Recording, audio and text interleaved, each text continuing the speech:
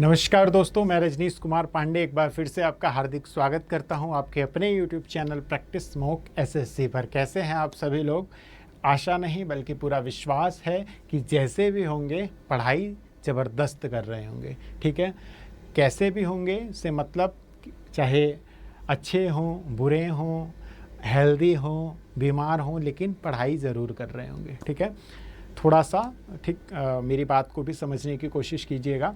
चलिए, तो कल हमने 10 महत्वपूर्ण प्रश्नों को देखा था। आज भी मैं आप लोगों के लिए 10 महत्वपूर्ण प्रश्न लेकर आया हूँ। मेहनत करते रहिए, सफलता ज़रूर मिलेगी, निश्चित 101% मिलेगी। सिर्फ मेहनत करते रहिए, ठीक है, क्योंकि हम लोगों के पास और कोई ऑप्शंस नहीं है। ठीक, शुरुआत करते हैं 10 महत्वपूर्ण प्रश्नों के साथ। पहला प्रश्न, in the context of the recently approved cinematograph amendment bill 2023 which among the following statements is are correct. ठीक, मतलब हाल ही में जो है, मतलब जो चलचित्र संशोधन विधेयक 2023 वो पारित किया है। ठीक है, तो इसके बारे में क्या सही है? The bill seeks to amend the cinematograph act 1952। ये जो है, ये जो एक्ट बना था 1952, उसमें संशोधन अमेंडमेंट करना चाहता है। ठीक, the bill has provision to curb the transmission of pirated film content on internet.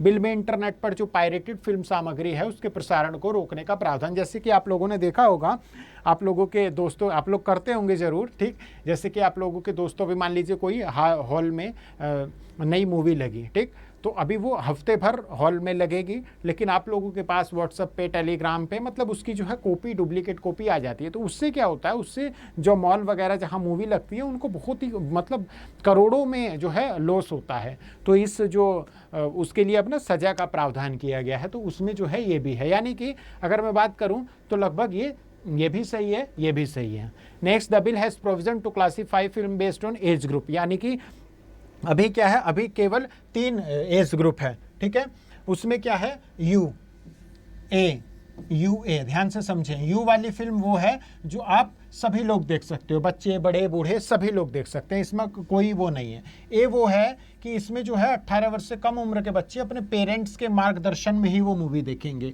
और फिर यू ए जो कैटेगरी है उसमें ये है कि जो भी 18 से नीचे वाले होंगे वो मूवी को नहीं देखेंगे, 18 से ऊपर वाले देखेंगे। तो अभी तक जो है ये 3 था, लेकिन अब इसमें ना बहुत सारा जो है क्लासीफाई कर दिया है। तो वो कौन कौन सा है अभी हम नेक्स्ट देखेंगे।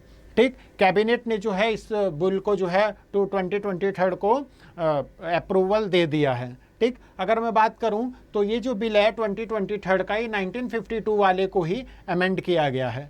ठीक, the bill has provision to curb the transmission of pirated film content on internet. ठीक है, बेस्ड ऑन एज ग्रुप। अभी फिलहाल यू ए है, लेकिन यहाँ पे ए क्या होगा, यू का मतलब है अनरेस्ट्रिक्टेड पब्लिक एक्सिबिशन, ए का है restricted to adult audience, U A का है for unrestricted public exhibition subject to parental guidance for children below age 12.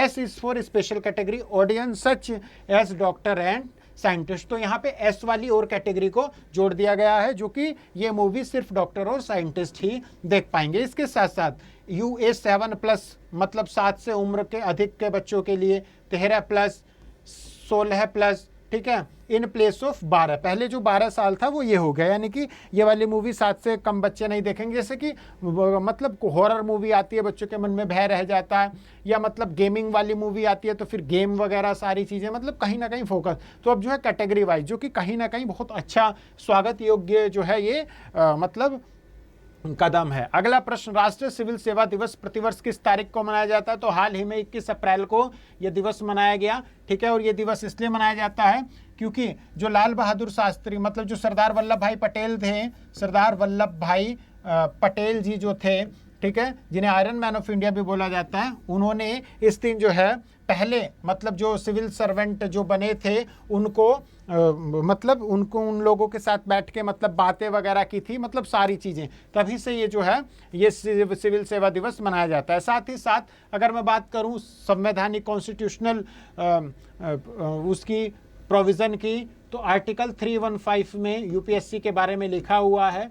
और साथ साथ एक करंट का, और इसके जो चेयरमैन है, यूपीएससी के जो चेयरमैन है वो कौन है प्यारे दोस्तों? वो है मनोज सैनी, कई बार पूछ लेता है, तो याद रखिएगा मनोज सैनी।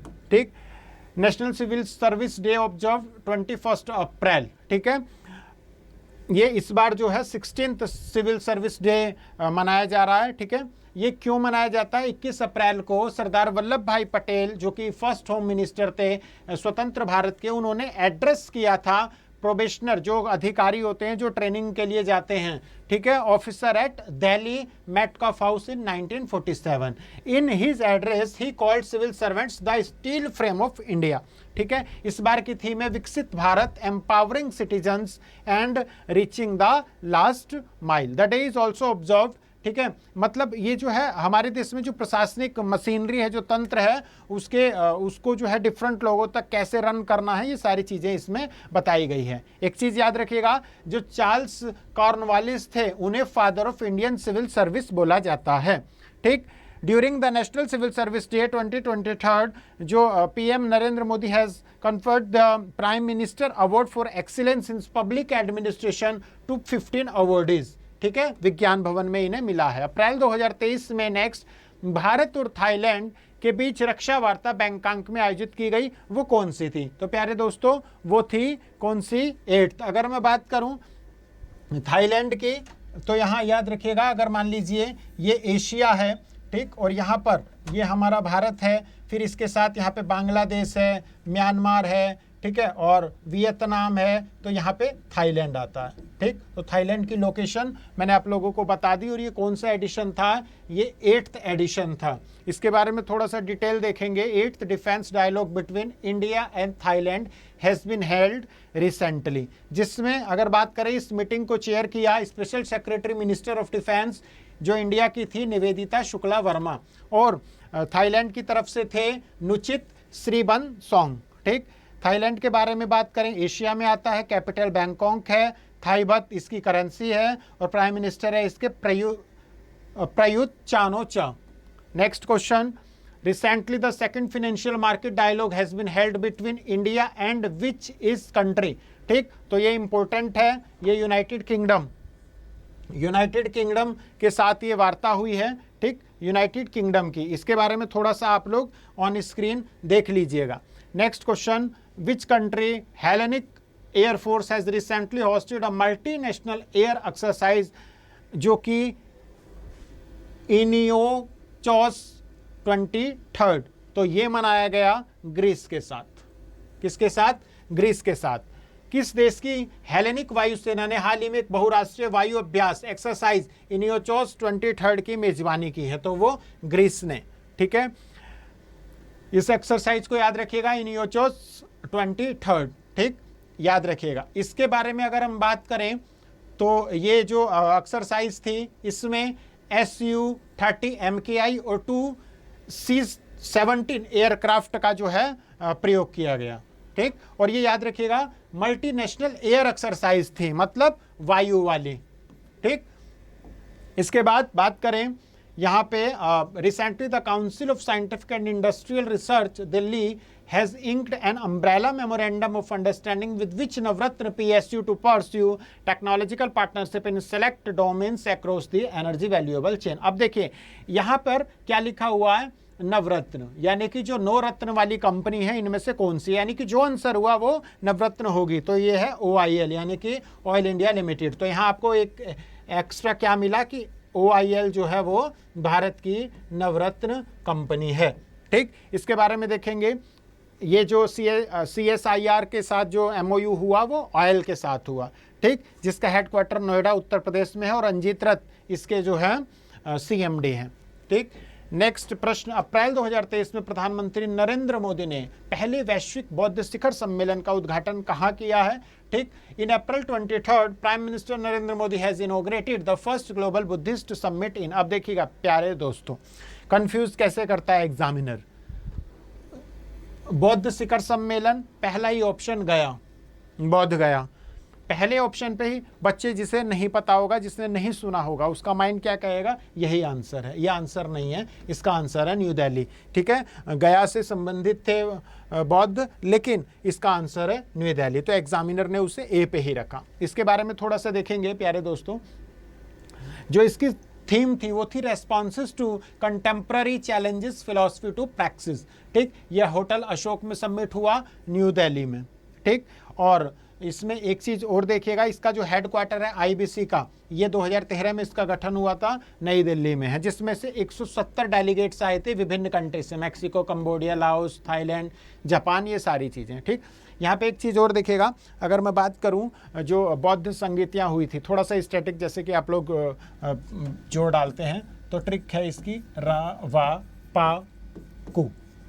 पहली जो बौद्ध संगीति थी राजगीर में, दूसरी वैशाली में, तीसरी पाटलिपुत्र में, और चौथी कुंडलवन कश्मीर में। तो यहाँ थोड़ा सा मैंने स्टैटिक को जोड़ने की कोशिश करी, रावा पाकू, इस तरीके से आप लोग याद रखिएगा। नेक्स्ट क्वेश्चन करंट का, which state of India has recently launched first of its kind heavy lift logistic drone? Bharat के किस राज्य ने हाल ही में अपनी तरह का पहला heavy lift logistic drone launch किया है? तो उसका आंसर है ओडिशा। ठीक, पहला heavy lift logistic drone Odisha ने। ठीक, ओडिशा ने ये जो है पहला हैवी लिफ्ट लॉजिस्टिक ड्रोन हाल ही में जो है लॉन्च किया है। ठीक है, स्टार्टअप बेस्ड कंपनी बॉन्वी एरो के साथ। ठीक, और किस कब आयोजित किया? ओडिशा स्किल कॉन्क्लेव 23 में, जो कि ये ड्रोन ना 50 किलो सामान ले जा सकता है 10 किलोमीटर तक। ठीक है, ये इमरजेंसी में, डिजास्टर मैनेजमेंट में, अगर बाढ़ वगैरह आ जाए, आगजनी हो जाए, मेडिकल सप्लाई करनी हो, तो रिमोट एरिया में जहाँ पे मतलब गाड़ी वगैरह नहीं जा सकती, तो ये ड्रोन जो है मतलब काफ़ी हेल्पफुल होगा। अगला क्वेश्चन, जियो सिनेमा ने किससे अपना नया ब्रांड एम्बेसडर नामित किया है? तो आप सभी लोगों को पता होगा, आप सभी लोगों के चहेते रोहित शर्मा। ठीक, रोहित शर्मा, याद रखिएगा, Rohit Sharma has been named the brand ambassador of Jio cinema.